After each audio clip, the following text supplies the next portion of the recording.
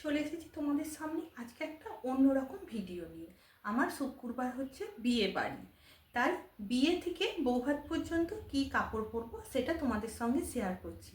যদি ভালো লাগে অবশ্যই লাইক করো, আর বলো এটা ভালো কি এটা ভালো নয় সেটাও কিন্তু জানাতে ভুলো না। কিন্তু প্রথমেই দেখাচ্ছি হলুদের সময় পরবো এই হলুদ রঙের শাড়িটা। কেমন কি মানাবে না মানাবে বলবে।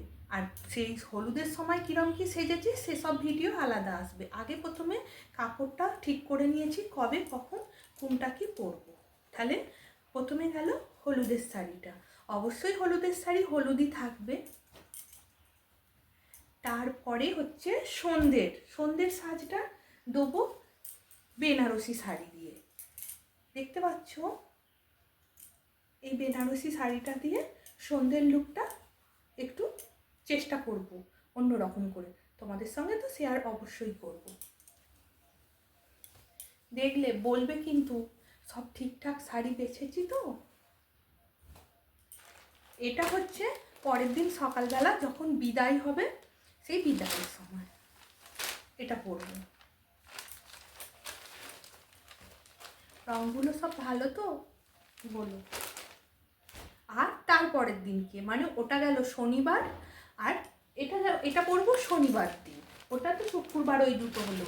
আর রবিবার দিন সকাল একটা থাকবে লাল টুকটুকে ছাপা শাড়ি। এটা পরে আমাকে কেমন কি লাগবে জানি না, এটা একদম পুরো নতুন। ওগুলো তবু পরা হয়েছে। বিয়ে বাড়িতে একটা ছাপা লাল লাল থাকবে না, তা কখনো হয় বলো? আর সব শেষে বউ ভাতে পরে যাব এই শাড়িটা। দেখো কেমন লাগবে পরলে এইসব শাড়িগুলো আমাকে। একদম বিয়ে থেকে বউ ভাত পর্যন্ত কি শাড়ি পরবো সেটাই তোমাদের সঙ্গে শেয়ার করলাম। আর সব বলাই হলো না বিয়েটা হচ্ছে আমার মামার মেয়ে। তোমাদের সঙ্গে সমস্ত কিছুই ভিডিও শেয়ার করব, কেমন কি কোন শাড়িটা পরে কীরকম কি সেজেছি, তারপর যার বিয়ে তাকে কেমন সাজানো হয়েছে সমস্ত কিছু সব। তবে আজকের জন্যে টাটা। কোন শাড়িটা সব থেকে ভালো, কোনটা পরলে বেশি সুন্দর লাগবে তোমরা কিন্তু কমেন্ট করে আমাকে জানাবে।